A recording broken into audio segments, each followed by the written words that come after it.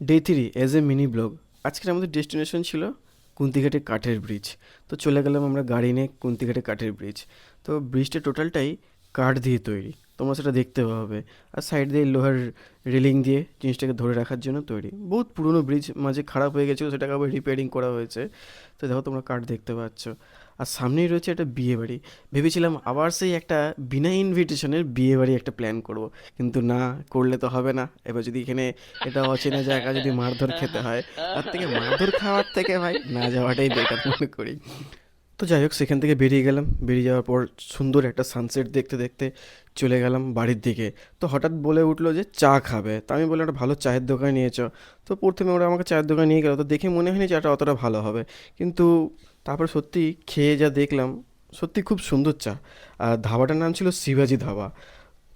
অসাধারণ ছিল। তো চা টা খাওয়া দাওয়ার পর চলে গেলাম বাড়ির দিকে। তো আজকে ভিডিও এই পর্যন্ত। নেক্সট ভিডিও দেখার জন্য চ্যানেলটাকে অবশ্যই সাবস্ক্রাইব করতে হবে। টাটা।